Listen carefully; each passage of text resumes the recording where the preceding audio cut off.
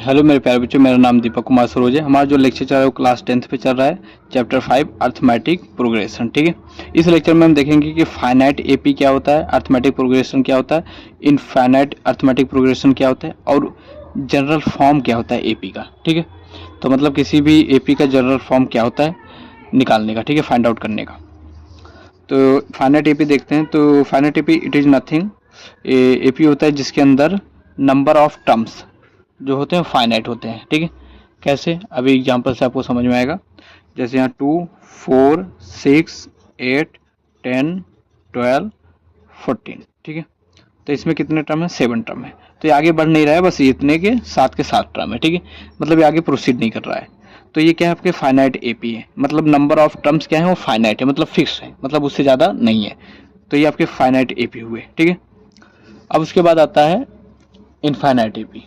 ठीक है, तो इनफाइनाइट एपी का सेम कंसेप्ट होता है कि जब कोई भी नंबर ऑफ टर्म्स सीक्वेंस में क्या हो, नो लिमिट हो, मतलब कोई भी लिमिट ना हो, बस बढ़ता ही जा रहा हो। ठीक है, इट इज गोज ऑन, मतलब बढ़ता ही जा रहा हो, तो सच ए सीक्वेंस को क्या बोलते हैं? इनफाइनाइट सीक्वेंस बोलते हैं या एपी कहते हैं। ठीक है, तो उसे क्या कहेंगे? Infinite AP. कैसे? 1, 3, 5, 7, 9, 11, 13, 15, ये बढ़ता जा रहा है। ठीक है, तो ये आपको बढ़ता जा रहा है, ये कहीं पे रुक नहीं रहा है, मतलब इसके जो टर्म्स है वो इनफाइनाइट है। ठीक है, तो इस टाइप के उसको बोलते हैं इनफाइनाइटिव। तो मतलब इसको बोलेंगे फाइनाइट, इसको बोलेंगे इनफाइनाइट। तो इनफाइनाइट मीन्स होता है कि वो मतलब उसका कोई लिमिट नहीं है, वो बस बढ़ता ही जा रहा है। ठीक है, वो मतलब एक जहाँ रुका नहीं है, वो बस बढ़ ही रहा है, तो इस टाइप को बोलेंगे इनफाइनाइट भी। ठीक है, तो अब हम देखते हैं कि जनरल टर्म क्या होता है। इस आपको ये समझ में आ गया होगा फाइनाइट एपी क्या होते हैं, इनफाइनाइट एपी क्या होते हैं। तो एक बार फिर से रिकॉल करते हैं। फाइनाइट एपी कुछ नहीं है कि बस वो नंबर ऑफ टर्म्स जो होते हैं वो लिमिटेड होते हैं, और इनफाइनाइट का नंबर ऑफ टर्म्स क्या होते हैं? अनलिमिटेड होते हैं, मतलब उनका कोई लिमिट नहीं होता, बस बढ़ता ही जाता है। ठीक है, तो हम देखते हैं अब जनरल टर्म ऑफ एपी के जनरल टर्म क्या होते हैं। तो ये जनरल फॉर्म होता है एपी का। एपी का जनरल फॉर्म होता है वो ए प्लस डी, ए प्लस 2D, ए प्लस 3D। ठीक है, ये आपके जनरल फॉर्म होते हैं। कैसे? जैसे अपना मान लो यहाँ पर इक्वेशन है 2, 4, 6, 8। ठीक है, तो इसमें कॉमन डिफरेंस क्या है? आपको कॉमन डिफरेंस पता ही है। 4 में से -2 कर दो तो क्या आएगा? 2। फिर 6 में से 4 कर दो, क्या आएगा? 2। फिर 8 में से माइनस कर दो 6 तो क्या आएगा? 2। तो मतलब कॉमन डिफरेंस क्या है? 2 है। मतलब इसमें पहले वाले टर्म में, ठीक है, पहले वाले टर्म में 2 करोगे प्लस तो क्या आएगा? 4 आएगा। फिर पहले वाले टर्म में अगर इसको 2 से मल्टीप्लाई करके, मतलब ऐसे आपको समझ में आएगा। जैसे ए क्या है? 2 है। ठीक है, अब दूसरा वाला टर्म कैसे पता चलेगा? मतलब अगर इसको A2 अगर निकालना हो, मतलब इसको अगर A1 बोलते हैं, मतलब ये A1 है, ये A2 है, ये A3 है, ये 4 है, तो सेकंड टर्म कैसे पता चलेगा? सेकंड टर्म कैसे पता चलेगा? अगर जो अपना फर्स्ट टर्म है उसमें D प्लस कर दो, मतलब कॉमन डिफरेंस प्लस कर दो, 4 आ जाएगा।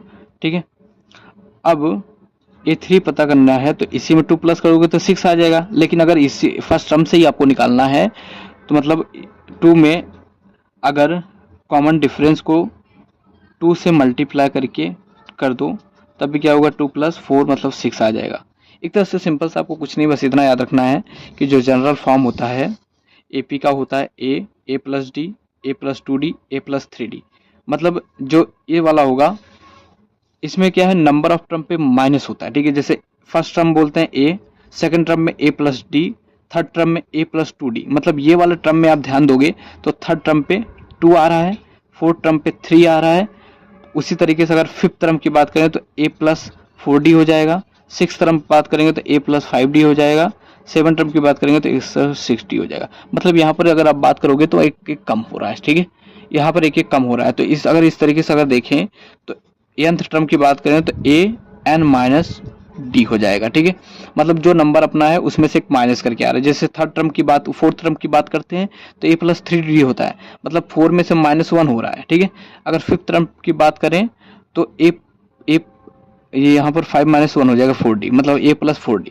अगर सिक्स टर्म की बात करें तो ए प्लस 5D, सेवन टर्म की बात करें तो ए प्लस 6D। ठीक है, तो ये जनरल फॉर्म होता है, मतलब ये आपके बढ़ते जाएंगे ए प्लस डी, फिर ए प्लस 2D, मतलब ए प्लस 3D, ए प्लस 4D, ए प्लस 5D, ए प्लस 6d, मतलब इस तरीके से बात करेंगे तो ए प्लस एन माइनस 1d। ठीक है, तो ये होता है आपका जनरल फॉर्म एपी का। ठीक है, एपी का जनरल फॉर्म ये होता है। आई होप आपको समझ में आया। इस तरीके से, मतलब इस जनरल फॉर्म पे हम क्वेश्चन को अच्छे से सॉल्व कर सकते हैं।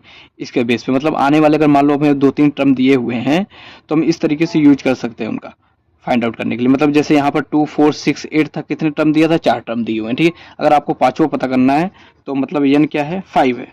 ठीक है, मतलब आपको पांचवा टर्म पता करना है तो कौन सा होगा, 1, 2, 3, 4, 5, मतलब ए प्लस 4d लगा दो।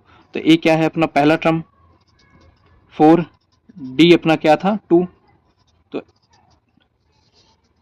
यहाँ पर 4 2 जा 8, क्या आएगा 10। तो मतलब इसके बाद जो टर्म आएगा वो क्या होगा, 10 होगा। ठीक है, मतलब ये अगर आपको याद है तो इससे हम अगर मतलब ज़्यादातर फार्मूला को यूज करें मतलब इजीली हम इससे फाइंड आउट कर सकते हैं आने वाले अगले टर्म को। ठीक है, तो आई होप आपको ये समझ में आया हो। ठीक है, थैंक यू।